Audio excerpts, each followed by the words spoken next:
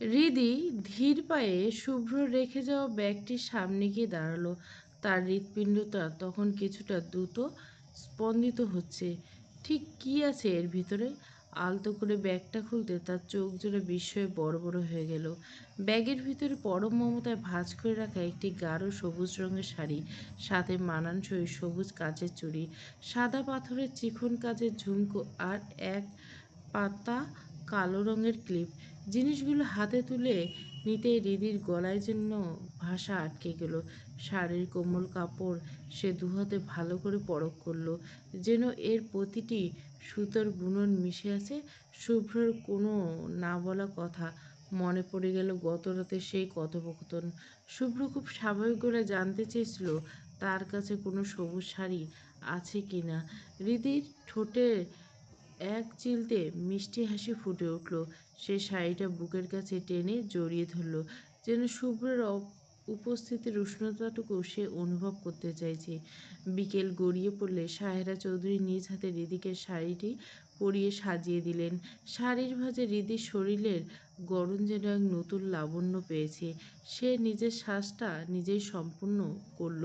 চুলগুলো ব্লাস্ট করে ছেড়ে দিতেই তা রেশমের ঝর্ণার মতো নেমে এলো একদম হাঁটু পর্যন্ত। এরপর শুভ্রের দেওয়া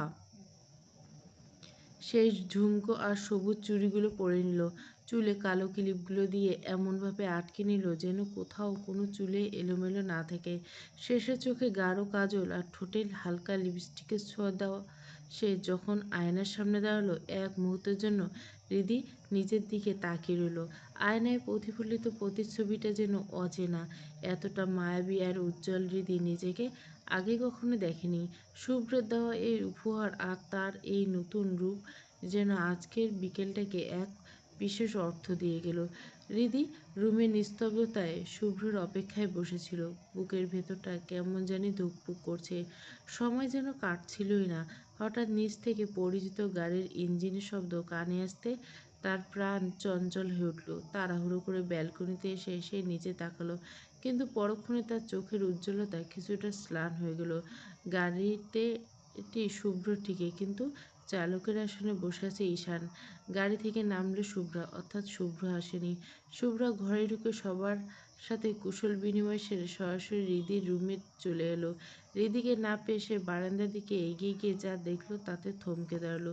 পরনে সবুজ শাড়ি, খোলা চুল আর স্নিগ্ধ সাজে হৃদিকে যেন এক অপার্থিব মায়াবী লাগছে। শুভ্রা মুগ্ধ দৃষ্টিতে তাকিয়ে রইল, তারপর উচ্ছ্বসিত হয়ে বলে উঠল, রিভা, তোকে যা লাগছে না বিশ্বাস করবি না, তোকে আজ অসাধারণ সুন্দর দেখাচ্ছে। শুভ্রার প্রশংসা শুনে হৃদি লজ্জায় মাথা নিচু করে ফেলল। তবে তার মনে পড়ে রইল নিচে আর চোখে সে বারবার গাড়ির দিকে তাকাচ্ছে। তার চোখ দুটো যেন বেকুল হয়ে একজনকে খুঁজছে। হৃদির এই লুকোচুকির চাহনি শুভ্রার বুঝতে বাকি রইল না। সে মুচকি হেসে হৃদির কাঁধে হাত রেখে বলল, হয়েছে, থাক, ভাইয়াকে আর খুঁজতে হবে না, চল আমার সাথে। হৃদি ভুরু কুচকে জিজ্ঞেস করলো, কোথায়? শুভ্রা রহস্যময় হেসে বলল, গেলেই দেখতে পাবি, চল। শুভ্রা আর কোনো প্রশ্ন করার সুযোগ না দিয়ে হৃদিকে টেনে নিয়ে সোজা নিচে নেমে এলো এবং তাদের সাথে গাড়িতে উঠে বসলো। ঈশান ড্রাইভিং সিটে বসে গাড়িতে স্টার্ট দিল। হৃদিকে দেখে ঈশান চোখ ধাঁধিয়ে গেল। সে গাড়ির লুকিং গ্লাসে হৃদির দিকে তাকিয়ে প্রশংসা করে বলল, আরে বাহ ম্যাম, আজকে তো আপনাকে দারুণ সুন্দর লাগছে। হৃদি সামান্য লজ্জা পেল, নিজেকে সামলে নিল।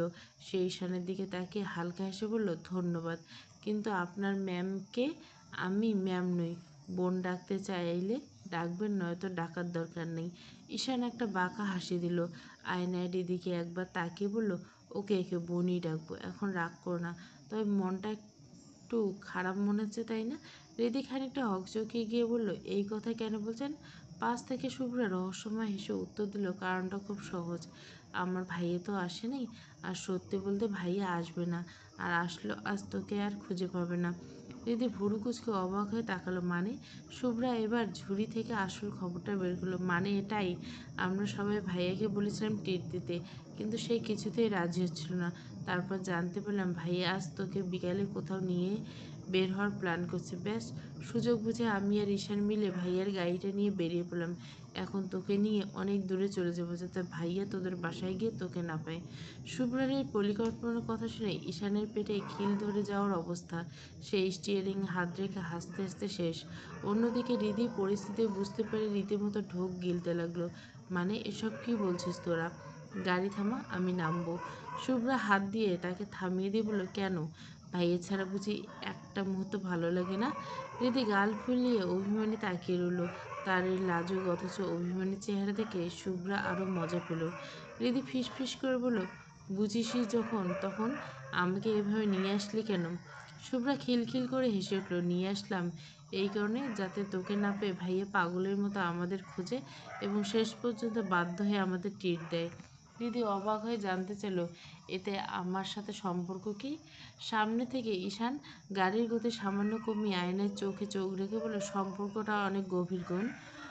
বসের একমাত্র দুর্বলতা তুমি। তোমাকে চোখের সামনে না পেলে বসের মাথা যে ঠিক থাকবে না সেটা আমরা জানি। আর সেই সুযোগটাই তো বসের কাছ থেকে কাঙ্ক্ষিত ট্রিটটা আদায় করে নিব।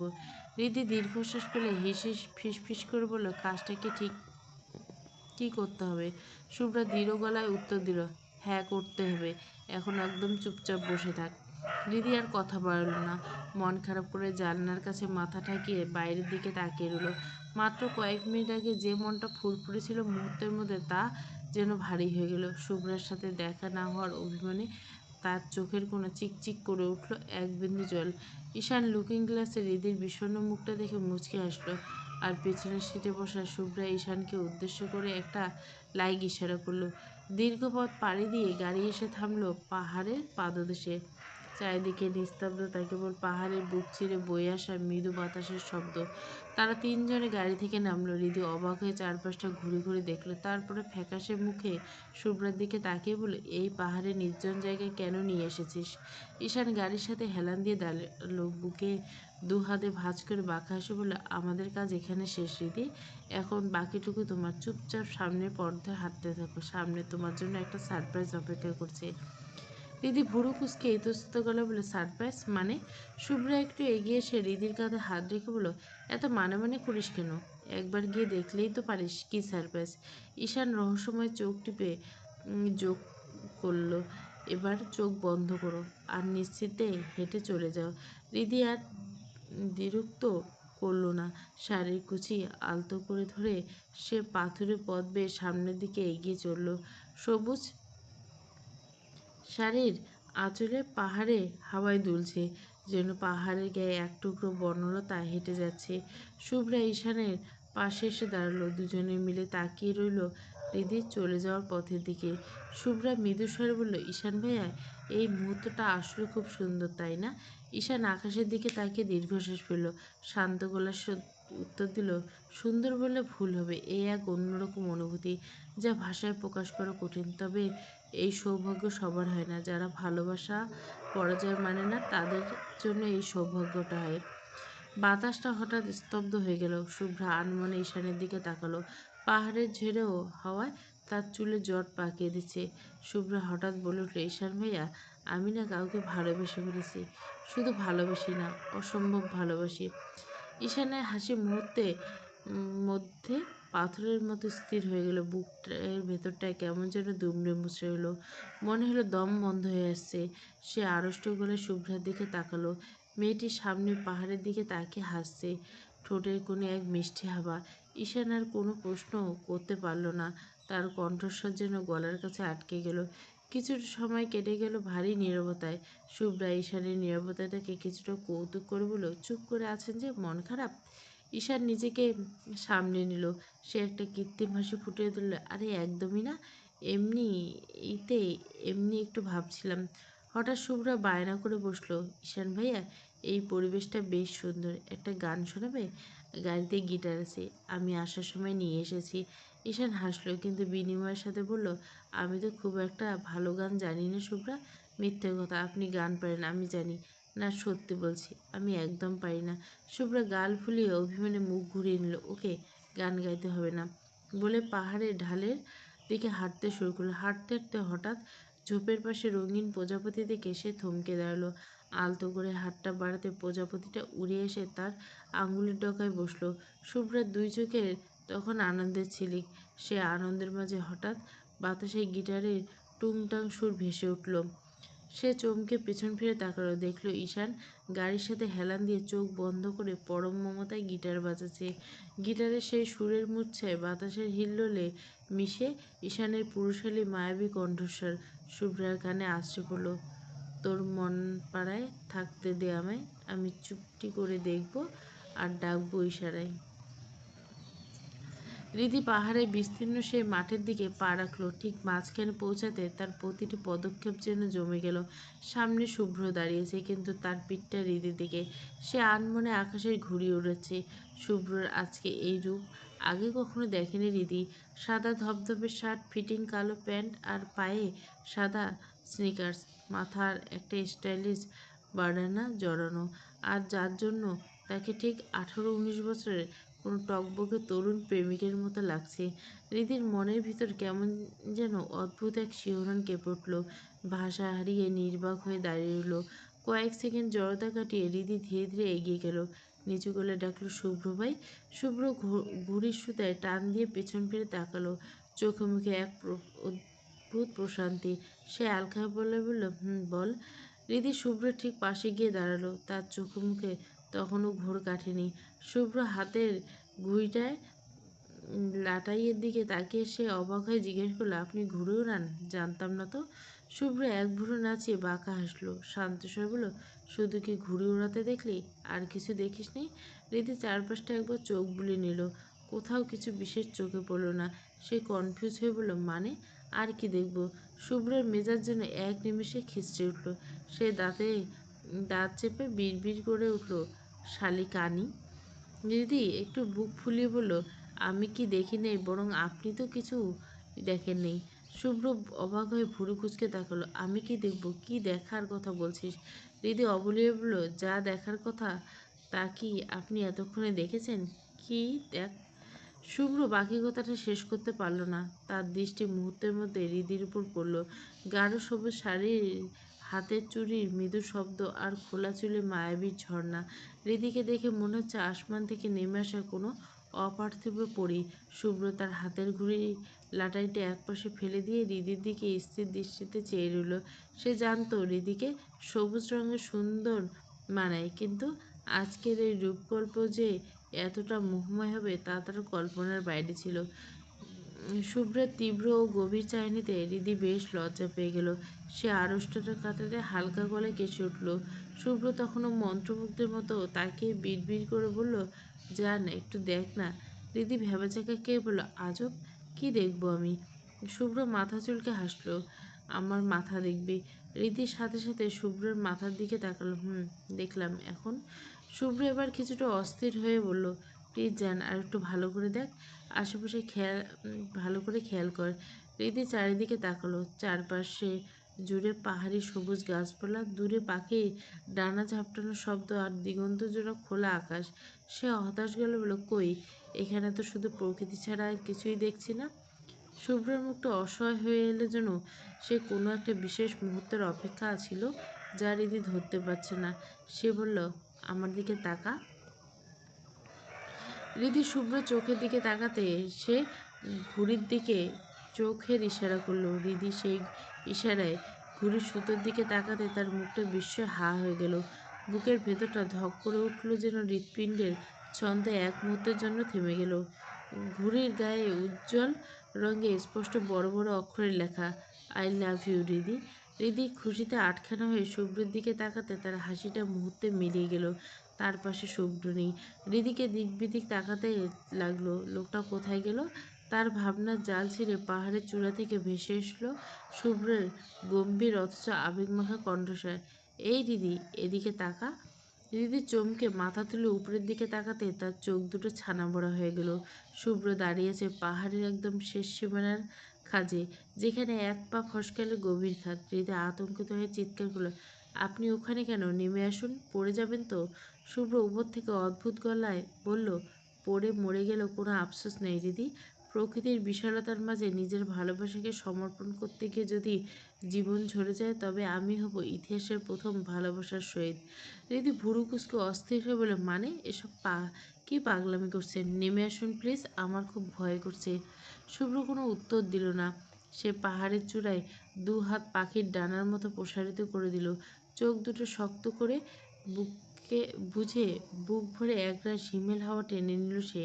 তারপর আকাশ পাতাল কাঁপিয়ে এক অবিরাম সুরের মতো করে বলতে শুরু করলো, হে বিশাল পাহাড়, হে নিস্তব্ধ ঝোপঝাড়, হে বহমান নদী, আর দূর আকাশে তোমরা কি আজ আমার কথা শুনতে পাচ্ছ?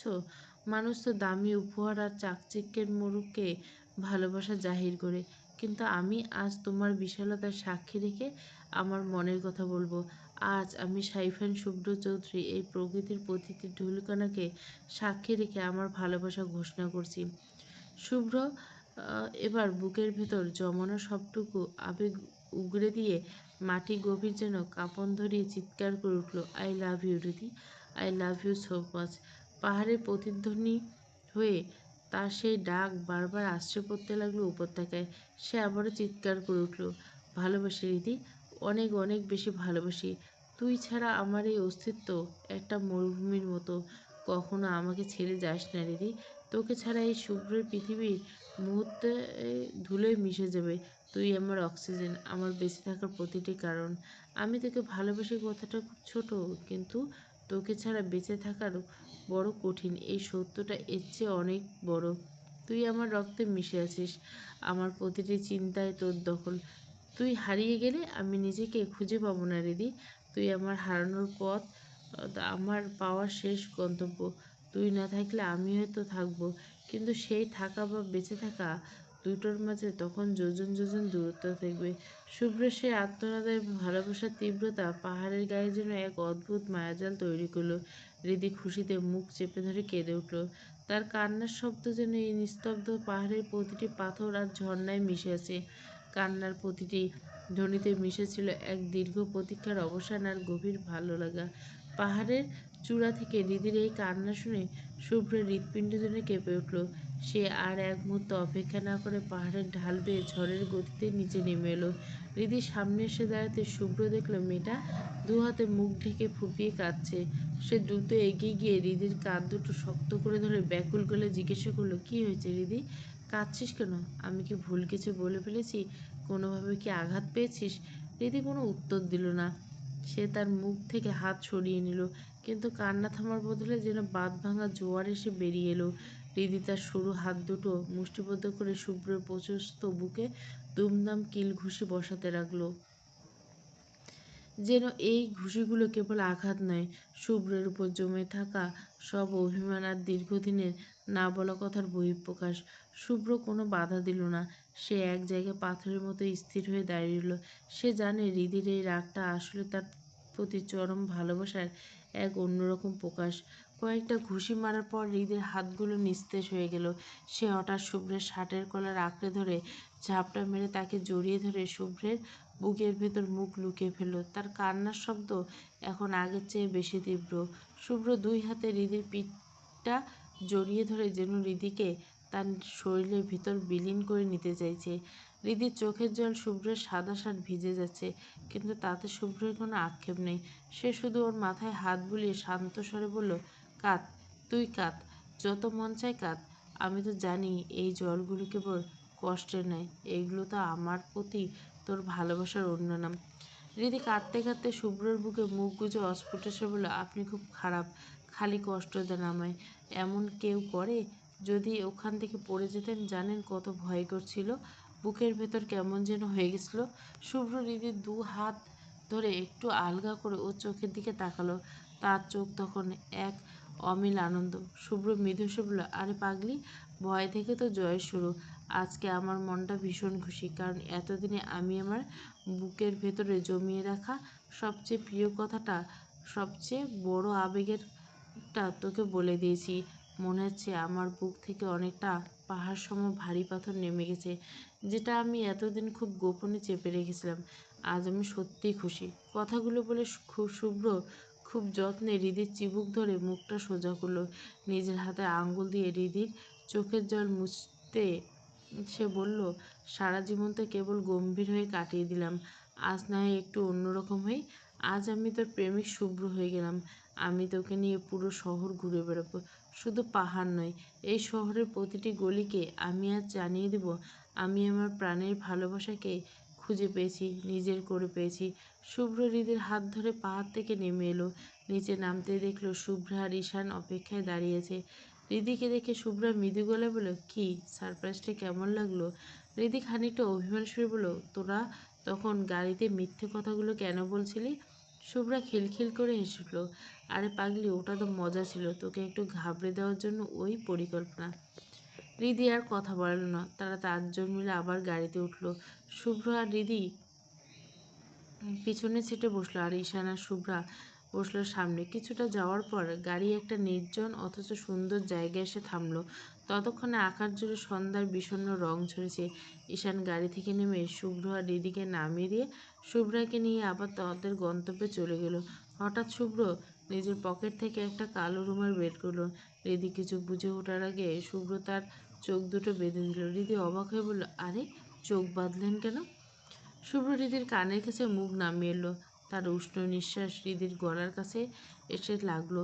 শুভ্র নিচু অথচ রহস্যময় স্বরে বলল, কারণ এখন তোকে আমি মেরে ফেলবো, রাস্তার ঠিক শেষ প্রান্তে গিয়ে তোকে ফেলে দেবো। এখন চুপচাপ আমার সাথে চল। হৃদি আত্মবিশ্বাসের সাথে শুভ্রের হাত শক্ত করে ধরে বলল, ওকে নিয়ে চলুন, আমি চোখ বন্ধ করে আপনার সাথে যাব। শুভ্র কোনো কথা বলল না, কেবল হৃদির হাতটা নিজের হাতের মুঠোয় আরও একটু শক্ত করে নিল। তার হাতের উষ্ণতা হৃদির সিদ্ধারা বেয়ে এক অদ্ভুত প্রশান্তি ছড়িয়ে দিল। ধীর পায়ে শুভ্র হৃদিকে কোথায় একটা নিয়ে এলো। জায়গাটা ভীষণ নীরব, কিন্তু বাতাসের ভাঁজে ভাঁজে মিশে আছে বেলি আর রজনীগন্ধার এক মায়াবী ঘ্রাণ। শুভ্র আলতো করে হৃদির চোখে কালো রুমালটা খুলে দিল। চোখ খুলতে হৃদি স্তব্ধ হয়ে গেল। চারপাশটা ঘুটঘুটে অন্ধকার, যেন কোনো এক গভীর শূন্যতা। কবরের মতো নিস্তব্ধতায় হৃদি যেন স্পন্দন শুনতে পাচ্ছিল। সে ভয়ে ভয়ে ফিসফিস করে বলল, এটা কোথায়? এমন অন্ধকার কেন এখানে? কিন্তু শুভ্রের কোনো আওয়াজ পাওয়া গেল না। হৃদি ভয়ে আবেশে দ্রুত পাশে হাত বাড়িয়ে দেখল না, সেখানে শুভ্র নেই। লোকটা হুট করে গেল কোথায়? হৃদির কণ্ঠস্বর তখনও ভয়ে কাঁপছে, শুভ্র ভাইয়া, কোথায় আপনি? প্লিজ, আমার খুব ভয় করছে, আমাকে এখান থেকে নিয়ে চলুন। হৃদি যখন ভয়ে কাঁপতে কাঁপতে নিজের দুহাত দিয়ে নিজেকে জড়িয়ে ধরছিল, ঠিক তখনই হুট করে সব অন্ধকার চিরে রাজকীয় ঝাড়বাতির আলো জ্বলে উঠল। আর সাথে সাথে উপর থেকে ঝিরঝির করে বৃষ্টির মতো নামতে লাগলো হাজারো রক্তিম গোলাপের পাপড়ি।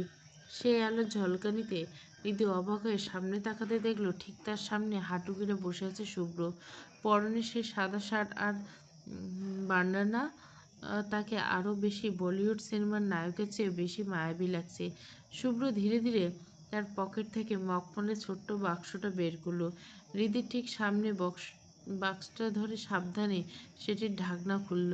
খুলতেই ভেতর থেকে হীরের আংটির আলো প্রতিফলিত ঝিকমিক করে উঠল।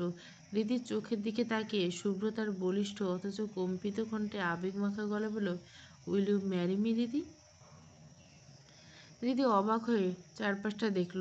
সব কিছু সাজসজ্জা, তার চারপাশে সারিবদ্ধভাবে দাঁড়িয়ে আছে অনেক মানুষ, যাদের প্রত্যেকের হাতে একটি করে লাল রঙের লাভ বেলুন, আর সেই বেলুনের গায়ে সোনালি অক্ষরে লেখা, আই লাভ ইউ হৃদি। আর উপর থেকে রোবটের মাধ্যমে পাপড়ি ঝরার দৃশ্য দেখে হৃদির বুঝতে বাকি রইল না, এটি একটি নাইট ক্লাব, আর এত আয়োজন সব শুভ্র করেছে। হৃদির মনে হলো যেন কোনো রূপকথার গল্পের ভিতরে ঢুকে পড়ছে। এত সুন্দর একটা দিন তার জীবনে আসবে তা সে বিশ্বাস করতে পারছে না। সে দুচোখ ভরে শুভ্রকে দেখল, এই মানুষটা যার জন্য সে আজও নিঃস্ব হতে রাজি। হৃদি এক মুহূর্ত সময় নষ্ট করল না। সমস্ত সংকোচ ঝেড়ে ফেলে হাসতে হাসতে তার ডান হাতটা শুভ্রর দিকে বাড়িয়ে দিয়ে দৃঢ় অথচ মিষ্টি কণ্ঠে বলল, yes, of course I will marry you. শুভ্রর চোখে তখন চিকচিক করছে আনন্দাশ্রু। সে পরম মমতায় হৃদির আঙুলের আংটিটা পরিয়ে দিল। চারপাশের মানুষজন তখন উল্লাসে ফেটে পড়ছে। করতালি আর খুশির চিৎকারে পুরো ক্লাব যেন কেঁপে উঠল।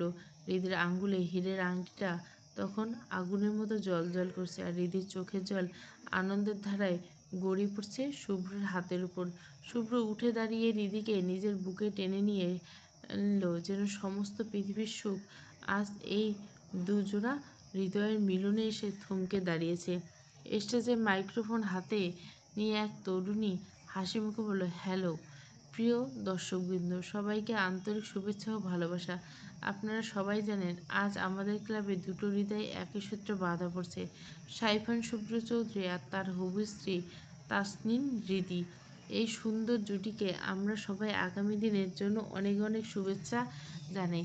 তাদের জীবনে ভালোবাসা, হাসি আর সুখে পরিপূর্ণ হোক। কথা শেষ হতে পুরো হলরুম জুড়ে বজ্রধ্বনির মতো হাততালি বেজে উঠল। চারিদিকে উৎসাহ যেন আরও কয়েক গুণ বেড়ে গেল।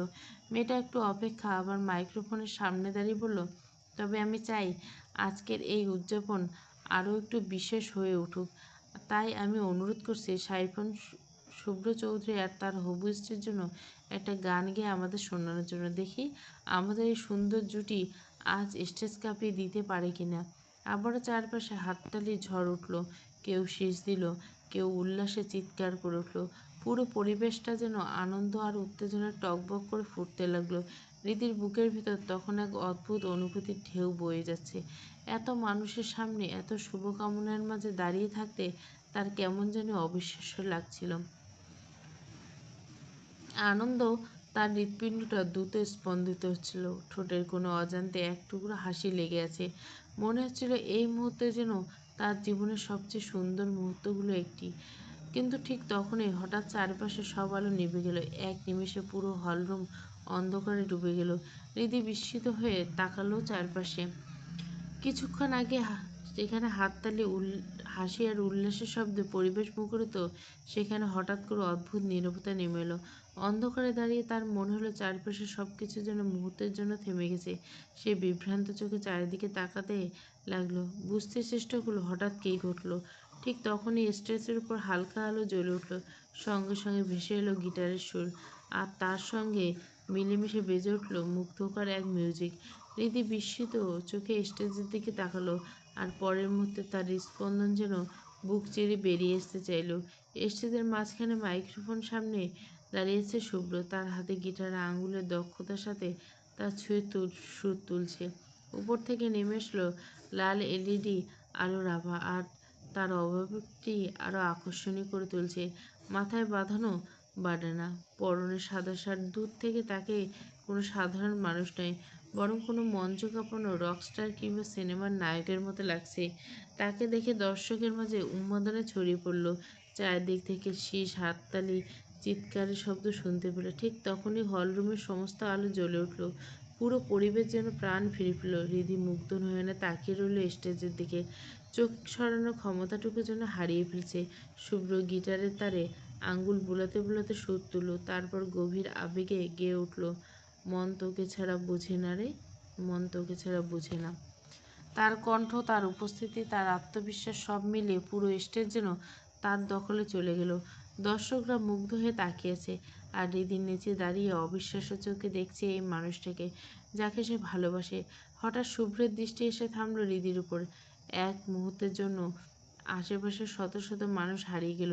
গিটার বাজাতে বাজাতে সে সরাসরি হৃদির দিকে তাকিয়ে বেসামাল কণ্ঠে নেশাতুর চোখে তাকিয়ে গেয়ে উঠল, তোকে শুধু গড়ি আমি ভেঙে চুরে নিজে, দিবানিশি কাটে তোর এই অনুভব ভিজে। হৃদির মনে হলো তার নিঃশ্বাস আটকে আসছে। বুকটা এত দ্রুত ওঠানামা করছে যে ঠিকমতো শ্বাস নিতে পারছে না। চারপাশের শব্দ ধীরে ধীরে ঝাপসায় উঠল।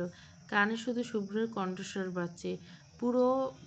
শুভ্র পুরো স্টেজ জুড়ে ঘুরে ঘুরে গিটার বাজাচ্ছিল। তারপর আচমকা চোখ বন্ধ করে দীর্ঘ এক সুর তুলল, ইয়ে ও। সুরটা এতই আবেগ আর নেশামাখা ছিল যে দর্শকের ভেতরে আর কয়েকজন উচ্ছ্বাসে চিৎকার করে উঠল। পুরো হলরুমে আবারও করতালি আর উল্লাসে ফেটে পড়ল। শুভ্র ধীরে ধীরে চোখ খুলল, তার দৃষ্টি আবারও এসে থামল হৃদির উপর।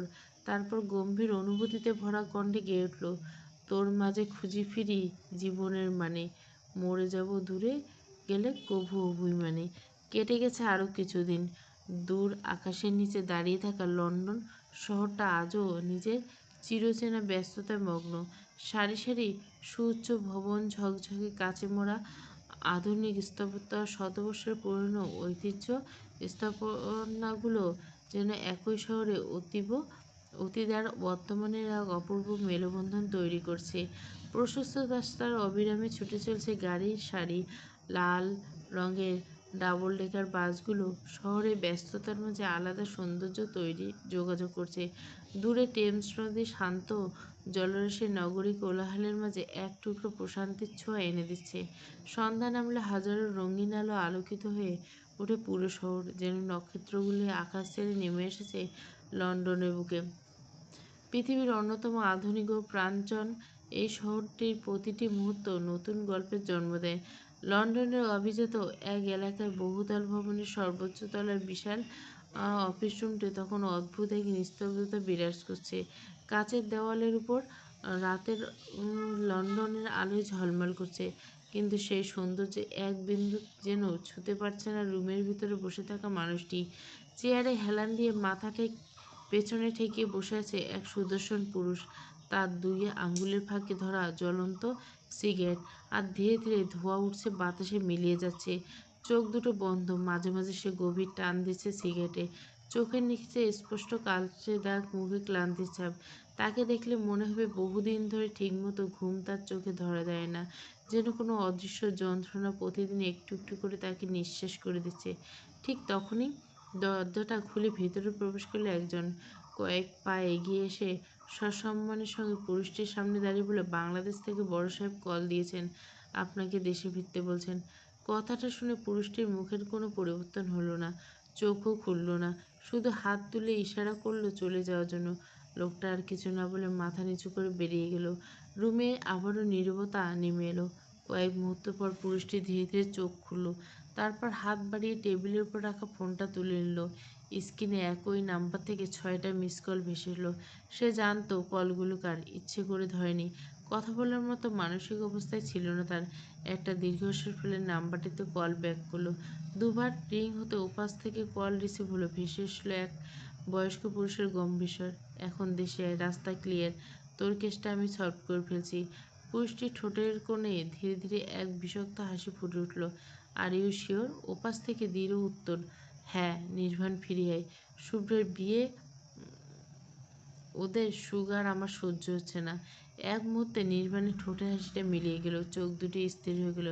মনে হলো কেউ যেন হঠাৎ করে বহুদিনের চাপা ক্ষতটাকে আবারও ছুরি দিয়ে খুঁচিয়ে দিয়েছে। সে ঠোঁট নড়ল, মাত্র দুটি শব্দ উচ্চারণ করল, রিদি। ওপাশ থেকে নাইম খান শান্ত গলায় বলল, হ্যাঁ, তার ফুফুতো বোনের সঙ্গে। বুকের গভীরে বহু বছর ধরে চাপা থাকা পুরনো ব্যর্থতা আবার মাথা তুলে দাঁড়ালো। কিন্তু নির্বাণ চিৎকার করল না, ভাঙল না, কোনো আর্তনাদ বের হলো না তার মুখ দিয়ে।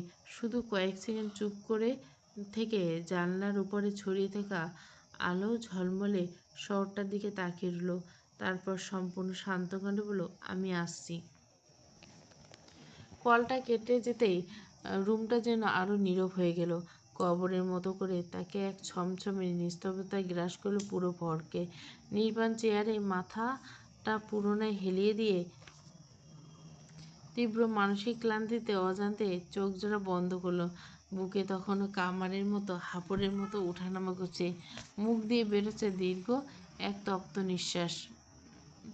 বদ্ধ চোখের পাতায় স্মৃতির অন্ধকারে পর্দায় হুট করে ভেসে এসে অষ্টাদশে মায়াবী মুখ। বুকের ভেতরে দুমড়ে মুচড়ে যেতে সে অবশ গলায় অজান্তে গুনগুন করে গেয়ে উঠল, তোমারে আমি পাইলাম রে, তাতে কোনো দুঃখ নেই, পাইল যোজন রাইখো তারে, দিয়া সুখ পুরোটাই। গানটা শেষ হতে চাবুক খাওয়া পশুর মতো হঠাৎ চোখ খুলল সে। শান্ত চোখ জোড়া মুহূর্তের মধ্যে চরম প্রতিহিংসার আগুনে জ্বলে উঠল। এতক্ষণ তপ্ত নিঃশ্বাসগুলো এখন আর কেবল ক্লান্তির জানান দিচ্ছে। সে তাকে দেখাচ্ছে খাঁচায় বন্দি কোনো হিংস্র জানোয়ার।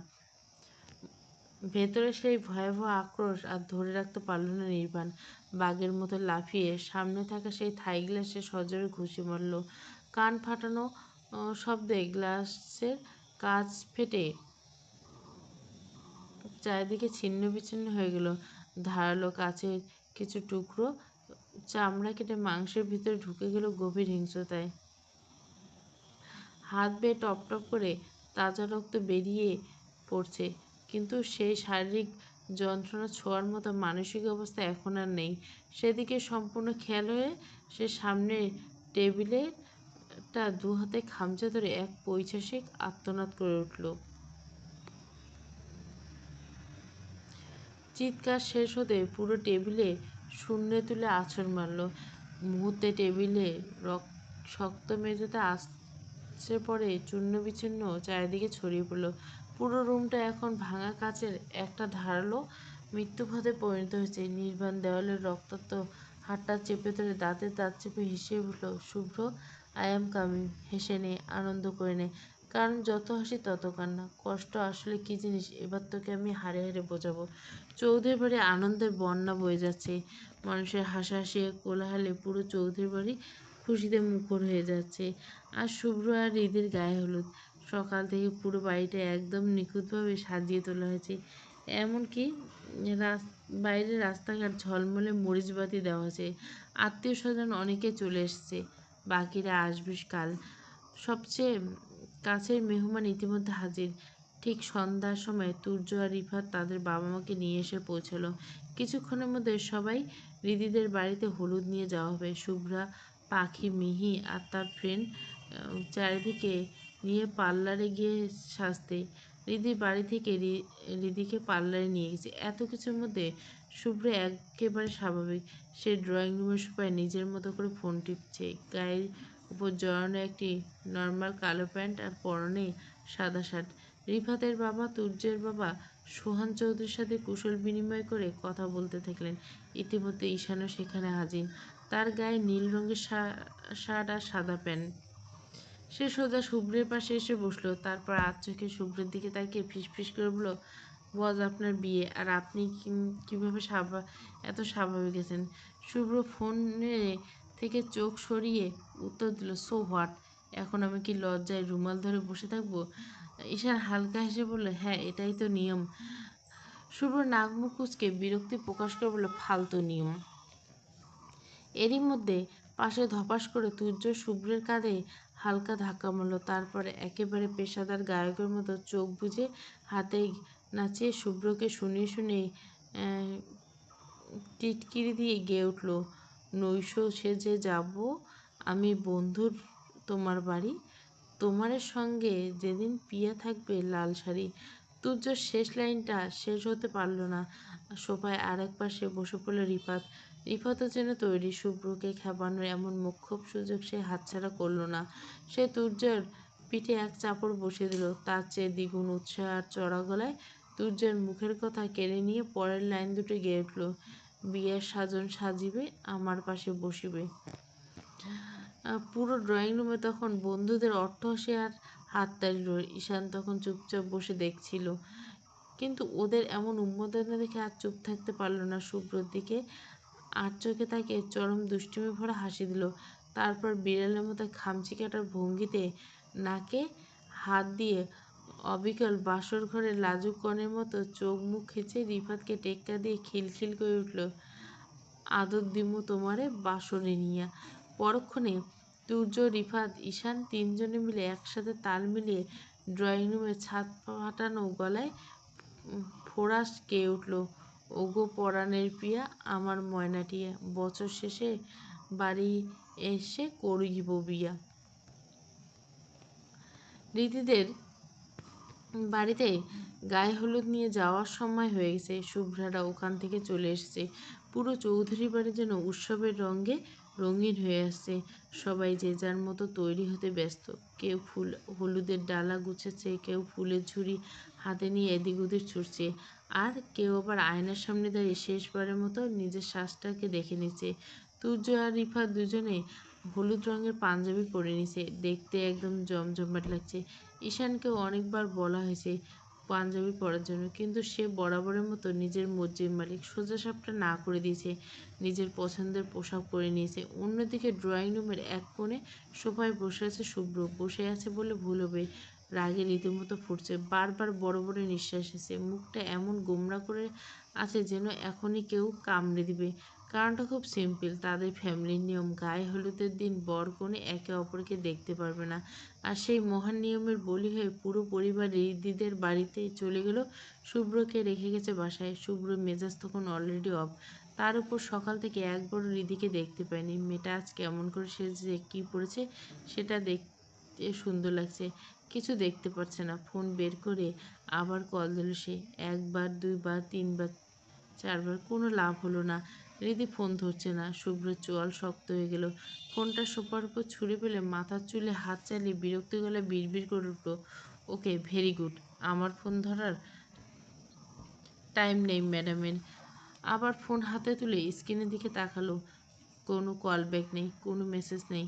শুভ্র এবার দাঁত কিচিয়ে বলল, শালি বান্দির বাচ্চা, আমার ফোন ধরিস না, কাল রাতে বোঝাবো আমি কি জিনিস। এত অ্যাটিটিউড দেখাস, তোরে যদি না কাদায় ছাড়ছি আমি সাইফান শুভ্র চৌধুরী না। কথাটা বলে আবার কল দিল। ফোনটা এবার বাজতে থাকলো, কিন্তু ওপাশ থেকে কোনো সাড়া এলো না। শুভ্র রাগে মাথা পেছনে ঠেকে চোখ বন্ধ করে নিল। অথচ রাগের আড়ালে বুকের ভেতরে অন্য এক অস্থিরতা কাজ করছে।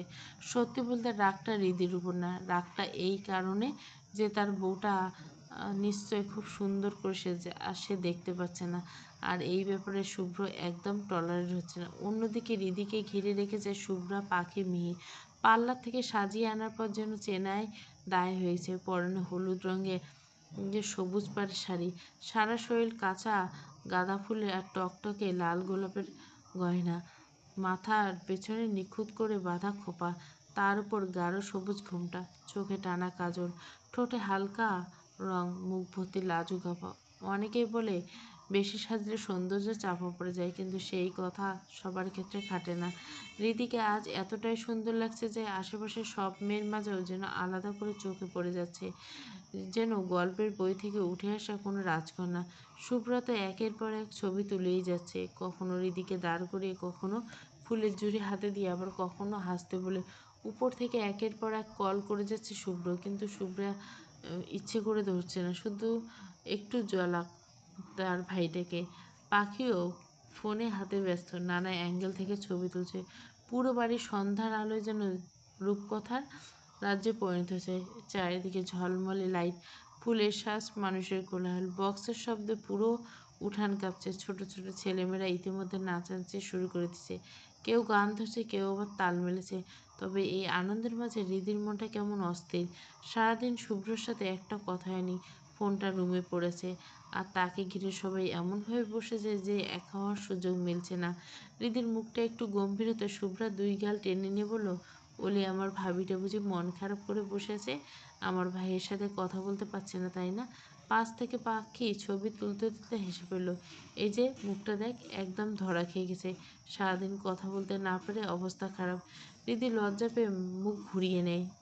মিহি তখন দুষ্ট হেসে বলে, এই কথা শোন, একটা কথা, অনেক টিকটকে ক্যাপশনে দেখছি বাসরাতে মানে ছেলেদের শান্তির রাত আর মেয়েদের কষ্টে, এটা কি সত্যি? শুভ্রার সঙ্গে সঙ্গে মিহির পিঠে হালকা কিল বসে দেয়। চুপ কর লুচ্চে বেটি, সব কথায় নাক গলাতে হবে তোর? মিহি মুখ ফুলে বলে, আমি তো শুধু প্রশ্ন করলাম। পাখি হেসে ওঠে, তোর প্রশ্নগুলো না এক নম্বরে বিপজ্জনক। তাদের কথায় আশেপাশে থাকা কয়েকজন মেয়ে হেসে ওঠে, আর লজ্জায় হৃদির গাল দুটো টুকটুকে লাল হয়ে যায়। তাদের হাসাহাসির মাঝে হঠাৎ আবার বেজে উঠল শুভ্রার ফোন। চারপাশে তখন গান বাজছে, মেয়েদের হাসির শব্দে পুরো ঘর মুখর। শুভ্র অন্যমনস্ক ভঙ্গিতে ফোনটা হাতে তুলে নিল, স্ক্রিনে চোখ পড়তে ভুরু নাচিয়ে তাকালো। আবারও শুভ্র। পাশে থাকা হৃদির চোখ স্ক্রিনে গিয়ে আটকালো। মুহূর্তে তার বুকের ভেতরটা ধক করে উঠল। সারাদিন ধরে একটা কথাও বলতে পারেনি শুভ্রর সাথে। নিজের ফোনটা রুমে পড়েছে, মানুষটা কতবার কল দিয়েছে কে জানে। ভাবতে বুকের ভেতরটায় কেমন যেন একটা অপরাধবোধ কাজ করলো।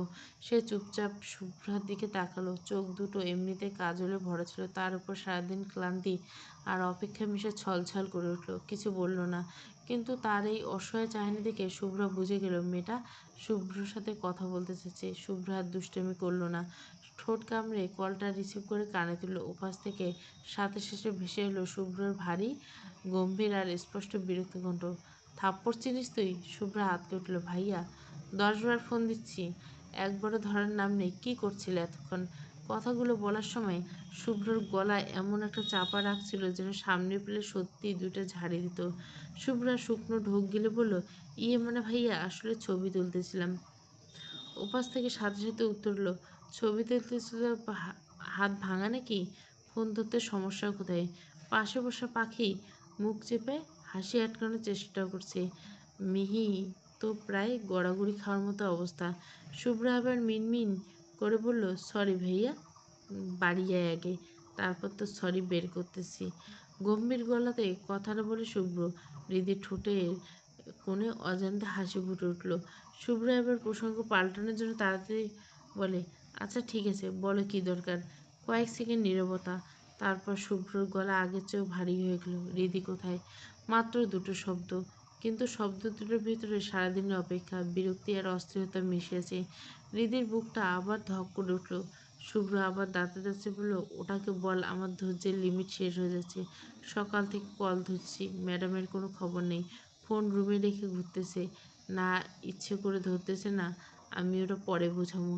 একটু থেমে আবার বলা, শোন, আমার হাতে মাইর খেতে না ছেলে 5 মিনিটের মধ্যে যেন আমাকে কল দেয়। I am not joking. Shubhra সামনে বসে থাকা হৃদির মুখটা লাল হয়ে উঠল। পাখি চোখ টিপে তার দিকে তাকালো, মিহি চেপে হাসতেছিল। উফ, হৃদির জন্য দেখে ভাইয়ের অবস্থা পুরো ক্রিটিক্যাল। শুভ্র কল কেটে দিল। হৃদির বুকটা কেঁপে উঠল, যেন ভেতরের অস্থিরতা আরো বেড়ে গেল। পাশে দাঁড়িয়ে থাকা শুভ্র একটা দীর্ঘশ্বাস ফেলে হৃদির কাঁধে হাত রাখলো, তারপর হালকা গলায় বলে, যা রুমে গিয়ে কথা বলে আয়, আমার ভাইয়েটাকে আর বেশি পাগলামি করিস না। চারপাশে দাঁড়িয়ে থেকে মেয়েরা খিলখিল করে হেসে উঠল। হৃদি লজ্জায় মাথা নিচু করে দ্রুত সিঁড়ি দিয়ে উপরে উঠে গেল। রুমে ঢুকে বিছানা দরজাটা বন্ধ করে সে বিছানার দিকে ছুটে গেল। বালিশের নিচে রাখা ফোনটা হাতে পাওয়ার অন করলো। পর মুহূর্তে চোখ থমকে গেল। স্ক্রিনে ভেসে উঠল 208টা মিস কল। সবাই শুভ্রের নাম্বার থেকে এসেছে। হৃদির বুকের ভিতরটা ধক করে উঠল, আঙ্গুল কেঁপে উঠল। মানুষটা যে সত্যি ভীষণ রেগেছে সেটা বুঝতে আর 1 সেকেন্ডও সময় লাগলো না। সে অনেক কষ্টে নিজেকে সামনে নিয়ে ফোনটা ডায়াল করলো। মাত্র 2 সেকেন্ড, তারপর রিসিভ হলো। যেন অপর পাশের মানুষটা শুধু এই কলটার অপেক্ষা ছিল। দিদি থরথর করে কাঁপতে কাঁপতে থাকা হাতটা নিয়ে ফোনটা কানে তুলল। ওপাশ থেকে প্রথমে শুধু শ্বাসের শব্দ, ভারী, গম্ভীর, অস্থির। কিছুক্ষণ দুজনে নিশ্চুপ, যেন কথা নয়, একে অপরের নিঃশ্বাস বুঝতে চেয়েছে। তারপর শুভ্র ধীরে গম্ভীর গলায় উত্তর দিল, সারাদিন কতবার কল দিচ্ছি আপনাকে? হৃদি গলা কেঁপে উঠল, খুব আস্তে করে বলল, 208টা। শুভ্র আবার বলল, আপনি কি একটাবারও কল ধরছেন না? না। একটু থেমে আবার প্রশ্ন করো, হোয়াই? হৃদি ঠোঁট ভিজে উঠল, কণ্ঠ ভাঙা ভাঙা হয়ে গেল। ফোনটা রুমে ছিল, আমি নিচে ছিলাম, কেউ যেতে দেয়নি, সরি। ওপাশে আবার নীরবতা, তারপর শুভ্র গভীর শ্বাস নিয়ে গম্ভীর গলা বলল, ভিডিও কল দিচ্ছি বলে শুভ্র ফোনে কেটে ভিডিও কল দিল। রীতি নিজের মুখটা স্বাভাবিক করে ফোনটা রিসিভ করে সামনে গেল। ওপাশে শুভ্রের ঘরের বাতি মৃদু জ্বলছে। শুভ্র রীতির দিকে প্রথম স্বাভাবিক চোখে তাকালো, কিন্তু এক মুহূর্তের মধ্যে তার চোখের মনে স্থির হয়ে এলো এবং দৃষ্টিজোড়া উঠল বিপজ্জনক রকমের নেশালো। হৃদি মাথায় গাঢ় গোলাপ আর গাঁদা ফুলের টিকলি, কানে দোল খাওয়ার হার আর ঠোঁটে লিপস্টিক মাখা সেই মায়াবী রূপ দেখে শুভ্রর গলা শুকিয়ে গেল। সে ধীর স্থির কণ্ঠে অস্ফুট বলল, মাশাআল্লাহ, আমার বউটাকে দারুণ লাগছে। হৃদির লজ্জায় এক হাত দিয়ে মুখ ঢেকে ফেলল। শুভ্রর গলা দিয়ে একটা খসখসে হাসির শব্দ বেরিয়ে গেল, যা হৃদির শরীরের ভেতরে এক অদ্ভুত শিহরণ বয়ে নিয়ে গেল। শুভ্র আলগোছে হয়ে নিজের মাথার চুলগুলো এক ঝটকায় পেছনের দিকে সরিয়ে দিল। ওরে আমার লাজুক বউটা দেখি আবার লজ্জাও পায়। তা ম্যাডাম, আপনি কি জানেন আপনার এই সৌন্দর্য আমাকে ভিতর থেকে পাগল করে দিচ্ছে? আমার বুকের ভিতর যে ঝড় তুলছে তাতে আমি পুরো এলোমেলো আর অগোছালো হয়ে যাচ্ছি। বলেই শুভ্র প্রচণ্ডভাবে ঘামতে শুরু করলো, তার চোখের মনি লাল হয়ে গেল, বড় বড় নিঃশ্বাস ফেলতে লাগলো। হৃদি এই রূপ দেখার পর তার নিজেকে কেমন যেন বন্য আর পাগল পাগল লাগছে। সে নিজের শার্টের কলারটা 2 আঙ্গুল দিয়ে টেনে একটু ঢিলি করে নিল, আর অস্থিরতা বারবার নিচের ঠোঁট কামড়ে ধরে ফোনের দিকে তাকিয়ে দাঁতে দাঁত চেপে উত্তেজিত কণ্ঠে বলল, মাফ করবো, তোর এই সৌন্দর্য দেখার ক্ষমতা এই মুহূর্তে আমার নেই। I am just losing my mind, it is driving me crazy. আর 1 সেকেন্ড তুই এভাবে আমার সামনে থাকিস তবে আমি কাল রাত পর্যন্ত ধৈর্য দিতে পারবো না। বাই সোনা, আমার এই অবস্থা করার জন্য সব কাল রাতে সুদে আসলে উসুল করে নিব। বলে কলের লাইনটা কেটে গেল। রীতি স্তব্ধ হয়ে ফোনের স্ক্রিনের দিকে তাকিয়ে রইল। কী হলো? শুভ্র কেন এভাবে হুট করে কল কেটে দিল? সকাল 7টার ফ্লাইটে উঠল নির্বাণ। বিমানের ফার্স্ট ক্লাস কেবিনে শরীর এলিয়ে চোখ বন্ধ করে নিল। আজ সে যাচ্ছে হয় কাউকে ছিনিয়ে আনতে, নয়তো কাউকে চিরতরে শেষ করে দিতে। তার জেদ চেপেছে, যে কোনো একটা করেই ছাড়বে। চোখ দুটো বন্ধ করে ঠোঁটের কোণে এক নিষ্ঠুর হাসি ফুটিয়ে বিড়বিড় করে উঠল, আমি আসছি, নরক যন্ত্রণার জন্য রেডি হয়ে থাক। হঠাৎ পকেটে থাকা ফোনটা কেঁপে উঠল। নির্বাণ বিরক্তি নিয়ে চোখ খুলল। স্ক্রিনের নামটা দেখতে চোয়াল শক্ত হয়ে গেল। রিসিভ করে কানে ধরতে ওপাশ থেকে ভয়ার্ত কণ্ঠস্বর ভেসে এলো, স্যার আপনি এসেছেন, এই খবরটা গোপন রাখতে হবে। শুভ্র যদি কোনোভাবে জানতে পারে তবে কেলেঙ্কারি হয়ে যাবে। ও তার উপর ওর বিয়ের সময়। আপাতত কোনো অ্যাকশন নেওয়া যাবে না। তাড়াহুড়ো করলে আপনি জিততে পারবেন না। নির্বাণ দাঁতে দাঁত চেপে হেসে উঠল, হক মারা কথা বলবি না। আমি বাংলাদেশে প্রেম করতে যাচ্ছি না যে নাটক করব, কাউকে শান্তিতে বিশ্রাম দিতে যাচ্ছি। ওপাশ থেকে লোকটা কাঁপা কাঁপা গলায় বোঝানোর চেষ্টা করলো, স্যার আমি বুঝতে পারছি, কিন্তু এই মুহূর্তে ভুল পদক্ষেপ করলে আপনি ধরা খেয়ে যাবেন। শুভ্রের পরিচয় তো জানেন, ও শান্ত বাঘের মতো। যখন শান্ত থাকে তখন লোকটাকে দেখাই যায় না, কিন্তু একবার খেপে গেলে পুরো শহর কেঁপে ওঠে। বড় সাহেব অনেক কষ্টে আপনাকে জেল থেকে বের করেছে, তাই ধৈর্য ধরে সঠিক মুহূর্তের অপেক্ষা করেন। এত ঘ্যান ঘ্যান শুনে নির্বাণের চোখের মনে আগুনের মতো জ্বলে উঠল। সে অস্থিরভাবে নিজের চুলের ভেতরে হাত চালিয়ে এলোমেলো করে দিল। নির্বাণ হেসে, তোর আসতেছি তোর বাল কাটতে, বলে সে ফোনটা আছাড় মারার মতো করে কেটে দিল। রাগে তার বুকের খাঁচা ওঠানামা করছে। ও ভয় পাবে? ওর মতো শিকারি বাঘের কিসের ভয়? পুরো পৃথিবী ওকে দেখে কাঁপবে। এই ভাবনা তাকে আরও অস্থির করে তুলল। জানলা দিয়ে বাইরের অন্ধকারের দিকে তাকিয়ে নির্বাণ নিজের মুষ্টিবদ্ধ হাতের দিকে তাকালো। তার শিরাগুলো ফুলে উঠেছে। সে নিশ্চিত এবার শুভ্রর সব দম্ভ সে ধুলোয় মিশে দেবে। তোর জামাই হবে আস্ত মোটা, পেট থাকবে ঢোলের মতো। হাঁটতে বের হলে সবাই বলবে, এটা শুভ্রা মুটকির জামাই না? কথাটা বলে মিহি তার কোমর দুলিয়ে খিলখিল করে হেসে উঠল। শুভ্রা তার দিকে অগ্নিশর্মা দৃষ্টিতে তাকে দাঁতে দাঁত চেপে বলল, আর তোর জামাই হবে টাকলা। রাস্তা দিয়ে হাঁটলে সবাই আঙ্গুল দেখে বলল, ওই যে মিহির টাকলা জামাই, দেখ মাথায় কেমন বাতির মতো চকচক করছে। স্টেজের এক কোণে দাঁড়িয়ে মিহি আর শুভ্রা নিজেদের মধ্যে মিষ্টি ঝগড়ায় মেতে উঠছে। পুরো অনুষ্ঠান তাদের হাসির শব্দে। মিহি হঠাৎ একটা শয়তানি হাসি দিয়ে শুভ্রাকে ধরতে গিয়ে শুভ্রা হাসতে হাসতে শাড়ির কুচি সামনে নিয়ে রাস্তার দিকে দৌড় শুরু করলো। ঠিক সেই মুহূর্তে চৌধুরী বাড়ির নামি দামি গাড়িগুলো সারি সারি লাইনে এসে রিদিদের বাড়ির সামনে থামলো। ঈশান, রিফাত, তুর্য দলবল গাড়ি থেকে নেমে রাজকীয় ভঙ্গিতে বাড়ির ভিতরের দিকে হাঁটা দিল। এদিকে শুভ্রা পিছন দিকে মিহির দিকে তাকিয়ে দৌড়াতে দেখতে আচমকা ঈশানের সাথে ধাক্কা খেল। ঈশান তাল সামলাতে না পারে পিছন দিকে ঠাস করে পড়ে গেল, আর শুভ্রা গিয়ে ঈশানের বুকের উপর আছড়ে পড়ল। ঘটনা এত দ্রুত ঘটল যে কেউ বুঝে ওঠার সুযোগ পারল না। এক অপ্রস্তুত মুহূর্ত তাদের ঠোঁট একে অপরের সঙ্গে লেগে গেল।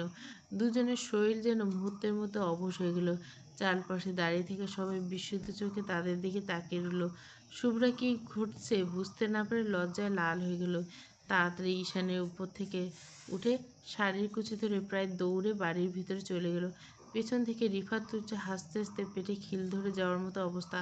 ওদিকে ঈশানের কোমরে যে ব্যথাটা লেগেছে যেন তার পুরো পুরুষত্ব আর ইগোকে চুরমার করে দিয়েছে। সে মাটিতে বসে কোমরে হাত দিয়ে কাতরাতে কাতরাতে আর্তনাদ করল, আরে আমার কোমর, মনে হচ্ছে কোমরের হাড়টা দুটুকরো হয়ে গেছে। তুর্য হাসতে হাসতে ঈশানের দিকে হাত বেড়ে বলল, ভালোই তো, ফ্রিতে একটা পুরো সিনেমার সিন দেখে ফেললাম। রিফাত হেসেও কুটি কুটি অবস্থা, একদম ঠিক বলছে, কি সুন্দর এন্ট্রি দেখছিস? শুভ্রা দৌড়ে এলো, গিয়ে সোজা ঈশানের উপর পড়লো, তারপর এমন লজ্জা পেল যেন দৌড়ে পালিয়ে গেল। একদম সিনেমার প্রথম দৃশ্যের নায়িকার মতো। ঈশান বিরক্ত মুখে তাদের দিকে তাকালো। জানি না এই শুভ্রা আমার সঙ্গে কিসের শত্রুতা, বিশেষ করে আমার কোমরের আমি নিশ্চিত ও মনে মনে শপথ নিছে আমার কোমর একদিন না একদিন ভেঙেই ছাড়বে। কথাটা বলে তুর্য আবার হো হো করে হেসে উঠল। কোমরটা এখনো অক্ষত আছে তো ভাই, চুপ কর। ঈশানের ধমক শুনে রিফাত আর তুর্য আরো জোরে হেসে উঠল। শেষমেশ তুর্য হাসতে হাসতে ঈশানের দিকে হাত বাড়িয়ে দিল। ঈশান তার হাত ধরে উঠে দাঁড়ালো। শার্টে হালকা ধুলো লেগে গেছিল। বিরক্ত মুখে ধুলো ঝেড়ে জামাটা ঠিক করলো সে। এর মধ্যে বাড়ির সামনে অতিথিদের ভিড় আরো বেড়ে উঠল। চারপাশে উৎসবমুখর পরিবেশ, হাসি আর কোলাহলে মুখর পুরো জায়গাটা। তিনজন একসাথে হাঁটতে হাঁটতে স্টেজের দিকে এগিয়ে গেল। স্টেজের সামনে এসে দাঁড়াতে তাদের চোখের সামনে ভেসে উঠল রঙিন সাজসজ্জা মোড়া পুরো অনুষ্ঠানস্থল। চারপাশে ব্যস্ততা, আনন্দ আর উৎসবের আমেজ জমে উঠছে পরিবেশ। ওদিকে শুভ্রা লজ্জায় দৌড়ে রুমে ঢুকে দরজার পাশে দাঁড়িয়ে রইল। বুকের ভেতরটা যেন এখনো ধুকপুক করছে।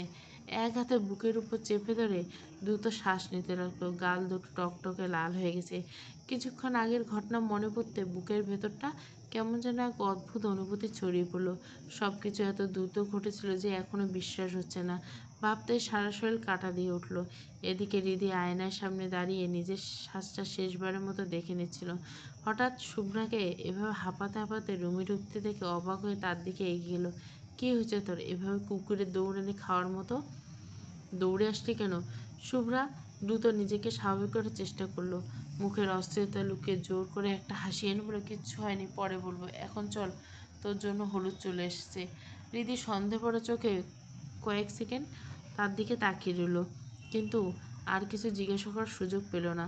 কিছুক্ষণ পর পাখি, মিহি, শুভ্রা সহ আরও অনেকে যে মিলে রিদির মাথার উপর একটা ওড়না ধরল। হাসি, আনন্দ আর উচ্ছ্বাসের মাঝে তারা ধীরে ধীরে রিদিকে নিয়ে স্টেজের দিকে এগিয়ে গেল।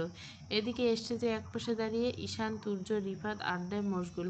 হঠাৎ ঈশানের চোখ গেল বাড়ির সদর দরজা দিকে। এক মুহূর্তে তার চারিপাশে সব যেন দূরে মিলিয়ে গেল। ওড়নার নিচে মাথা নত করে হাঁটছে রিদি, আর তার চারপাশে ওড়নার কোনা ধরে হাঁটছে একঝাঁক মেয়েরা। কিন্তু ঈশানের দৃষ্টি সেখানে আটকে রইল না। তার চোখ গিয়ে থামল শুভ্রার উপর। হলুদ রঙের সবুজ পাড়ের শাড়িতে মেয়েটাকে যেন চারপাশের সব আলো নিজের দিকে টেনে নিচ্ছে। সারা শরীর লাল গাঁদা ফুলের গহনা, মাথায় খোপা ফুল, হাতে ফুলের চুড়ি, কোমরে ফুলের বেল্ট। দূর থেকে দেখলে কোনো হলুদ পরি ধীরে ধীরে হেঁটে আসছে। সন্ধ্যার আলো, চারপাশে আলোকসজ্জা আর মানুষের ভিড়ে মেয়েটাকে আলাদা করে চোখে পড়ছে। ঈশান অজান্তে স্থির হয়ে গেল। মুহূর্তের জন্য চারপাশ কোলাহল, মানুষের কথা, রিফাত, তুর্য, আড্ডা সবকিছু যেন ঝাপসা হয়ে গেল। শুধু স্পষ্ট হয়ে রইল হলুদ শাড়ি পরা এক চঞ্চল মেয়ের অবয়ব। ঈশান ঘোর লাগা দৃষ্টিতে তাকিয়ে রইল তার দিকে। ঠিক সেই মুহূর্তে শুভ্রা চোখ দিয়ে পড়ল ঈশানের দিকে। দূর থেকে ঈশানকে নিজের দিকে এক দৃষ্টিতে তাকিয়ে থাকতে থেকে বুকের ভিতরটা কেঁপে উঠল তার। লজ্জায় তড়িঘড়ি করে চোখ সরিয়ে নিল। আজকাল কেন জানি ঈশানের সামনে এলে তার ভিতরটা এলোমেলো হয়ে যায়। হৃৎপিণ্ড অকারণে দ্রুত চলতে শুরু করে, হাত পা ঠান্ডা হয়ে যায়। আর হবেই না কেন? শুভ্রা বুঝে গেছে সে আর স্বাভাবিক নেই। কবে, কখন, কিভাবে সে জানে না। শুধু জানে অজান্তে ঈশান নামের মানুষটার প্রতি তার হৃদয়ে গভীর এক অনুভূতি জন্ম নিয়েছে। এমন এক অনুভূতি যার নাম ভালোবাসা। রীতিকে স্টেজের মাঝখানে বসানো হলো। চারপাশে উচ্ছ্বাসে মেতে উঠছে সবাই। বক্সে উচ্চস্বরে গান গাইছে, তরুণ তরুণী হাসি চিৎকার, পুরো পরিবেশ মুখরিত হয়ে উঠছে। শুভ্র হঠাৎ তুর্য আর রিফাতের বাবা মাকে দেখতে পেয়ে তাদের দিকে এগিয়ে এলো। মিষ্টি হেসে সালাম করতে সবাই স্নেহভরা হাসিতে সালামের জবাব দিল। তুর্যের মা শুভ্রা থুতনি আলতো করে ছুঁয়ে দিয়ে বলল, মাশাআল্লাহ, তুমি তো অনেক বড় হয়ে গেছো মা। সেই ছোটবেলায় দেখেছিলাম তোমাকে। শুভ্রা লাজুক হেসে মাথা নিচু করলো। তুর্যের বাবা মা এবার নিজের স্বামীর দিকে তাকিয়ে বলল, আমি কি মিথ্যে বলছি তুর্যের বাবা? দেখেন না মেয়েটা কত বড় হয়ে গেছে, আর দেখতে তো একদম পরীর মতো হয়ে গেছে। তুর্যের বাবা মৃদু হেসে বলল, আরে মেয়েরা তো চোখের পলকে বড় হয়ে যায়, বুঝতে সময় লাগে না। কথাটা শুনে সবাই হেসে উঠল। শুভ্র মুচকি হেসে আবার স্টেজে গিয়ে রিদির পাশে বসলো। এদিকে তুর্যের মা শুভ্রার দিকে কিছুক্ষণ তাকিয়ে থেকে মাথা নিচু স্বরে বলল, শুনুন, একটা কথা বলো। আমরা তো তুর্যের বিয়ের কথা বলছি, তাই বলছিলাম বাইরের মেয়ে খুঁজতে যাবো কেন? শুভ্রার সঙ্গে তুর্যের বিয়ের কথা বলি না? মেয়েটা আমার খুব পছন্দ হয়েছে, ছেলের বউ হিসেবে একদম পারফেক্ট, আর দুজনকে মানাবেও। দাঁড়ান, কথা শুনে তুর্যের বাবা হেসে বলল, তোমাকে একটা সারপ্রাইজ দেয়। কি সারপ্রাইজ? তুর্য আর শুভ্রার বিয়ের কথা আমি আজ থেকে 2 বছর আগে ঠিক করে রেখেছি। তুর্যের মা বিস্ময়ে চোখ বড় বড় করে ফেললেন। বলেন কি? হ্যাঁ, এই ব্যাপারটা শুধু আমি আর সোহান চৌধুরী জানি, আর কেউ জানে না। কিন্তু কবে, কিভাবে? তুর্যের বাবা স্মৃতিমাখা হাসি এসে বললেন, একদিন আমি আর সোহান চৌধুরী একসাথে গাড়ি করে ফিরছিলাম। তখন হঠাৎ রাস্তায় শুভ্রাকে দেখি। মেয়েটা তখন সবে এসএসসি দিয়েছে। প্রথম দেখাতে আমার খুব ভালো লেগে যায়। তারপর সোহানকে বললাম বিষয়টা, উনি রাজি হয়ে গেলেন। তিনি একটু থেমে আবার বললেন, তুর্যকে তো তিনি ছোটবেলা থেকে চেনেন।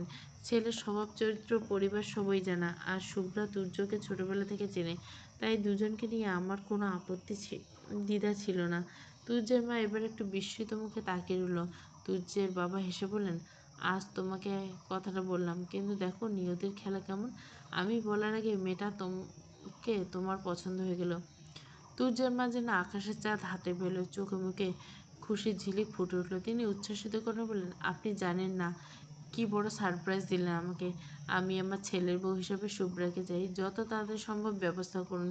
তুর্যের বাবা মৃদু হেসে মাথা নাড়ল। আরে এত উত্তেজিত হওয়ার কিছু নেই। আমাদের মধ্যে কথা হয়েছিল, তুর্য যখন আমাদের ব্যবসার দায়িত্ব নেবে তখনই বিয়ের ব্যাপার নিয়ে আলোচনা করবে। এখন তো তুর্য ব্যবসা সামলাতে শুরু করেছে। বিষয়টা জানার পর সোহান চৌধুরী আমাকে বলেছেন, আজকে গায়ে হলুদের অনুষ্ঠান পর্ব শেষ করে বাড়ি ফিরে তুর্য আর শুভ্রার বিয়ে বসাবেন তিনি। তুর্যের মা খুশি হয়ে আবার শুভ্রার দিকে তাকালেন। মনে মনে যেন মেয়েটাকে ইতিমধ্যে নিজের ছেলের বউ হিসেবে কল্পনা করে রেখেছেন। এদিকে অনুষ্ঠানে গায়ে হলুদের অনুষ্ঠান শুরু হয়ে গেছে। স্টেজ জুড়ে আনন্দ আর কোলাহলের রেশ ছড়িয়ে পড়ছে। একে একে আত্মীয় স্বজন বন্ধু বান্ধব সবাই স্টেজে উঠে হৃদের গালে কপালে হাতে হলুদ মেখে দিল। চারপাশে ক্যামেরা ফ্ল্যাশ ঝলসে যাচ্ছে বারবার। হঠাৎ হাসি, ঠাট্টা আর শুভকামনায় মুখর পরিবেশ। হঠাৎ বক্সে বাজতে থাকা গানের ভলিউমের সঙ্গে বেড়ে ওঠা, আর তার সঙ্গে শুভ্রা, মিহি, পাখি আর তাদের সমাবেশে আরও কয়েকজন স্টেজে সামনে এলো। মুহূর্তের মধ্যে তারা গানের তালে তালে নাচ শুরু করলো। কেউ দুহাত উঁচু করে ঘুরছে, কেউ কোমর দুলিয়ে তাল মিলিয়ে হাসছে, কেউ আবার হাসতে হাসতে অন্যদের টেনে নিয়ে যাচ্ছে। নাচতে নাচতে শুভ্রা, মিহি, পাখি আর বাকি মেয়েরা একসঙ্গে গেয়ে উঠল, নান্টু ঘটকের কথা শুই না। গানের তালে তালে তারা সবাই একসঙ্গে হাত তুলে বুকের সামনে হৃদয়ের আকৃতি বানিয়ে কোমর দুলিয়ে নাচতে লাগলো। তারপর আরো জোরে উঠল, পোলাতো 900 আগুনের গোলা। চারপাশের ছেলেরা শীষ বাজিয়ে আরো চিৎকার করে উৎসাহ দিল। ও স্টেজে হইচই পড়ে গেল। এদিকে ঈশান 2 হাত বুকে গুটিয়ে দাঁড়িয়ে ভুরু কুঁচকে তাকিয়েছে। এরা আবার কোন গান বের করবে? মাথা নেড়ে অন্যদিকে তাকাতে যাবে, ঠিক তখনই শুভ্র নাচতে নাচতে তার সামনে এসে দাঁড়ালো। ঈশান কিছু বুঝে ওঠার আগে মেয়েটা নির্লজ্জের মতো তার শার্টের কলার চেপে দিল। এই কথাটা শেষ করার সুযোগ দিল না। শুভ্রা তাকে টেনে সোজা স্টেজের মাঝখানে নিয়ে এলো।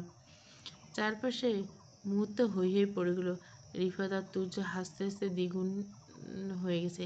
ঈশান অবিশ্বাস্য নিয়ে শুভ্রার দিকে তাকিয়েছে। আর শুভ্রা, সে দিব্যি গানের তালে তালে নাচতে নাচতে ঈশানের চারপাশে ঘুরে গিয়ে উঠল। দেখলে তারে মনে হয় বড়ই ভোরা ভালা। গান গাইতে গাইতে একবার আঙ্গুল তুলে ঈশানের দিকে তাকালো। ব্যাস, জনতা আবার চিৎকার দিল, হু। ঈশানের চোয়াল শক্ত হয়ে গেল। আর শুভ্রার মুখে তখন দুষ্টু হাসি। গান শেষ হতে সে হালকা একটা ধাক্কা দিতে ঈশানকে আবার সাইডে সরিয়ে দিল। তারপর বন্ধুদের সাথে তাল মিলে আবার গেয়ে উঠল। মুরব্বীরা কইল সবাই, নো টেনশন নো চিন্তা, পাইছো জীবনে দারুণ একখান কোলা। স্টেজে হাসি, হাততালি আর শীষের শব্দে উৎসব যেন আরো জমে উঠল। গান শেষ হতে শুভ্রা হাসতে হাসতে মেয়েদের ভিড়ের মধ্যে মিলিয়ে গেল। কয়েক সেকেন্ডের মধ্যে তাকে আর কোথাও দেখা গেল না। এদিকে স্টেজের একপাশে দাঁড়িয়ে থাকা ঈশানের মুখ অন্ধকার হয়ে গেল। এই মেয়েটার সাহস দিন দিন বাড়ছে। সবার সামনে শার্টের কলার ধরে টেনে স্টেজে তুলছে। এখন পুরো অনুষ্ঠানে কে কে ভাবছে ঈশ্বর জানে। চোয়াল শক্ত করে ভিড় থেকে বেরিয়ে এলো। আজ শুভ্রাকে খুঁজে বের করবে। তারপর কি করবে নিজেও জানে না। তবে মেয়েটার খবর আছে আজকে। স্টেজের আশেপাশে খুঁজলো, বাড়ির ভেতরে খুঁজলো, কিন্তু শুভ্রের কোনো হদিশ নেই। হাঁটতে হাঁটতে সে বাড়ির সামনে নিরিবিলি রাস্তায় চলে এলো। চারপাশে রঙিন লাইটের আলো ছড়িয়ে পড়ছে। দূর থেকে ভেসে আসছে গানের শব্দ আর মানুষের কোলাহল। ঈশান থেমে চারপাশে তাকালো। গেল কোথায় মেয়েটা? নিজের মনে বিড়বিড় করলো। ঠিক তখনই ঠান্ডা নরম কিছু একটা তার গাল ছুঁয়ে দিল। ঈশান পুরো শরীর কেঁপে উঠল। প্রতিক্রিয়া দেখাতে 1 সেকেন্ডও সময় নিল না। দ্রুত হাত বাড়িয়ে সে নিজের গালের হাতটা থাকা শক্ত করে চেপে ধরল পিছন থেকে। সঙ্গে সঙ্গে ভেসে এলো পরিচিত কাব্যকণ্ঠ, ঈশান ভাই, শুভ্রা। কণ্ঠস্বর শুনে ঈশান চোখ সরু হয়ে গেল, হাতের মুঠ আরও শক্ত হয়ে গেল। অন্ধকারে ধীরে ধীরে মাথা ঘুরিয়ে পেছনে তাকালো। শুভ্রা পড়ে যাওয়া চোরের মতো দাঁড়িয়েছে, চোখে মুখে স্পষ্ট পড়েছে অপরাধবোধ। ঈশান কিছু বলল না, ধীরে ধীরে শুভ্রার হাতটা নিজের দিকে টেনে আনলো। তারপর হাতের কাছে মুখ নিয়ে গদ্য শুকলো। সঙ্গে সঙ্গে কাঁচা হলুদের তীব্র গন্ধ নাকে আসলো। ঈশান নাক কুঁচকে রইল। আর বুঝতে বাকি রইল না এই দুর্ধর্ষ মেয়েটা একটু আগে সুযোগ বুঝে তার গায়ে হলুদ মেখে দিয়েছে। অসম্ভব ভালোবাসি তোমাকে সিজন 2 পর্ব 2 পুরো গল্পটা প্লেলিস্টে। আর অসম্ভব ভালোবাসি তোমাকে প্রথম পর্বটা না পড়লে সিজন 2 এর সেকেন্ড পর্বটা বুঝতে পারবেন না। পুরো গল্পটা প্লেলিস্টে আর 2টো পর্ব আছে, তাহলে অসম্ভব ভালোবাসি গল্পটা পুরো শেষ। আর এইটা গল্প আমি কন্টিনিউ দেব। এই 2টো পর্ব কাল পরশু পেয়ে যাবেন। ব্যাস, এটা তাহলে শেষ হয়ে যাবে। তারপর অ্যাঞ্জেলিনাটাও শেষ করে দিব।